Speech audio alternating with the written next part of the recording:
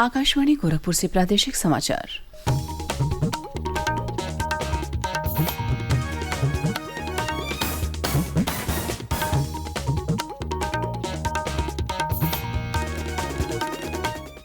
नमस्कार, समाचार बुलेटिन के साथ मैं शिवानी अरोरा। पहले मुख्य समाचार। मंत्रिपरिषद की बैठक में कई महत्वपूर्ण प्रस्तावों को मिली मंजूरी। सोनभद्र के ओबरा में 800 मेगावाट के 2 ऊर्जा संयंत्र लगेंगे। रामपुर जिले में रामपुर शाहबाद बाजपुर मार्ग के चौड़ीकरण का प्रस्ताव भी मंजूर।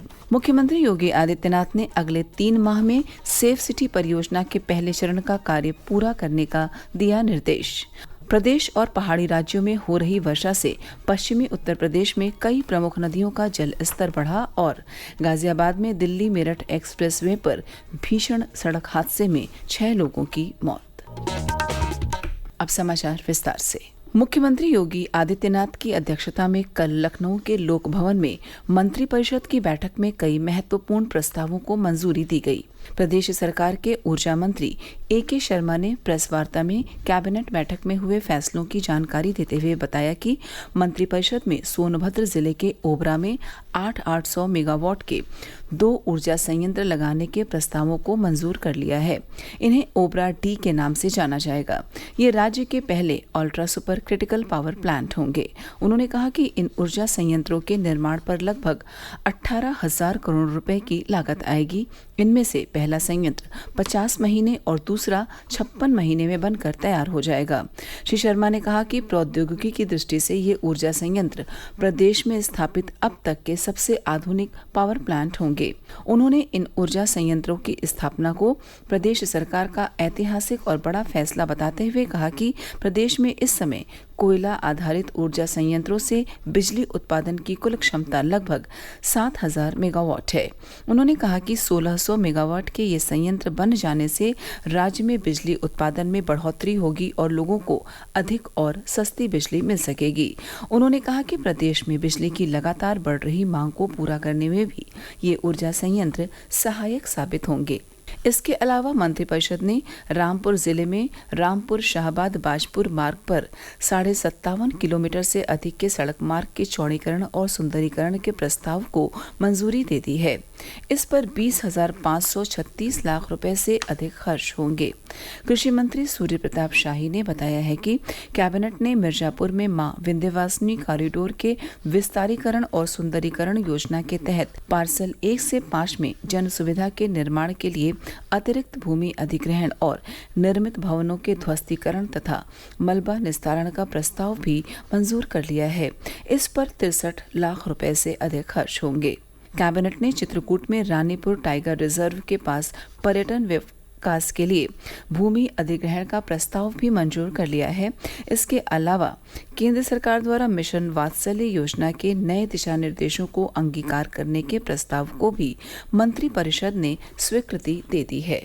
मुख्यमंत्री योगी आदित्यनाथ ने कल लखनऊ में अपने सरकारी आवास पर सेफ सिटी परियोजना के कार्यों की समीक्षा की और आवश्यक दिशा निर्देश दिए। श्री योगी ने कहा कि पहले चरण में 17 नगर निगमों और गौतम बुद्ध नगर को सेफ सिटी के रूप में विकसित किया जाए। इसके बाद दूसरे चरण में 57 जनपद मुख्यालयों की नगर पालिका परिषदों और तीसरे चरण में 143 नगर पालिका परिषदों को सेफ सिटी परियोजना से जोड़ा जाए। उन्होंने अगले 3 माह में पहले चरण का कार्य पूरा करने का निर्देश दिया। श्री योगी ने कहा कि जल्द ही उत्तर प्रदेश सर्वाधिक सुरक्षित शहरों वाला देश का पहला राज्य होगा। मुख्यमंत्री ने जन सुनवाई वाले सभी थानों में CCTV लगाने का भी निर्देश दिया। मुख्यमंत्री योगी आदित्यनाथ ने कल मंत्रिमंडल की बैठक में इस वर्ष वन महोत्सव के सफल आयोजन की कार्य योजना पर विचार विमर्श किया और आवश्यक दिशा निर्देश दिए। प्रदेश सरकार 22 जुलाई को पेड़ लगाओ पेड़ बचाओ के संदेश के साथ वन महोत्सव मनाएगी। इस वर्ष सरकार ने 35 करोड़ पौधारोपण का लक्ष्य रखा है। सरकार आम लोगों किसानों को भी पौधारोपण के लिए प्रोत्साहित करेगी। मुख्यमंत्री ने कहा कि पिछले 6 वर्षों में उत्तर प्रदेश ने 131 करोड़ से अधिक पौधे लगाए हैं। इस वर्ष 35 करोड़ पौधे लगाए जाएंगे। मुख्यमंत्री ने कहा कि 2027 तक प्रदेश में 15% हरित क्षेत्र होगा। उन्होंने कहा कि यह लक्ष्य जन सहयोग से ही हासिल होगा। राज्यपाल आनंदीबेन पटेल से कल लखनऊ स्थित राजभवन में भारतीय प्रशासनिक सेवा 2022 बैच के 14 परिवीक्षाधीन अधिकारियों ने शिष्टाचार भेंट की। इस अवसर पर राज्यपाल ने कहा कि सरकार और आम लोगों को आपसे बहुत उम्मीदें हैं। ऐसे में आप अपनी जिम्मेदारी को समझें और सेवा भाव से कार्य करें। साथ ही इस बात का विशेष ख्याल रखें कि कोई भी फरियादी आपके पास से निराश होकर ना जाए। प्रादेशिक समाचार आप आकाशवाणी गोरखपुर से सुन रहे हैं। पड़ोसी पहाड़ी राज्यों और प्रदेश में पिछले कुछ दिनों से लगातार हो रही वर्षा से राज्य में नदियों का जल स्तर बढ़ रहा है। गंगा नदी बदायूं जिले में कछला पुल और यमुना नदी मावी में खतरे के निशान से ऊपर बह रही है। गढ़मुक्तेश्वर में गंगा, मुरादाबाद में रामगंगा और मावी में यमुना के जलस्तर में लगातार बढ़ोतरी दर्ज की जा रही है। शारदा नदी लखीमपुर खीरी में खतरे के निशान के पास पहुंच गई है। उधर पिछले कुछ दिनों से बारिश और हथिनीकुंड बैराज से लगातार पानी छोड़े जाने के कारण गौतम बुद्ध नगर जिले में यमुना का जलस्तर तेजी से बढ़ा है। इससे जेवर क्षेत्र के करीब 25 गांव जलमग्न हो गए हैं। जिला प्रशासन ने जनपद में बाढ़ नियंत्रण केंद्र स्थापित किया है।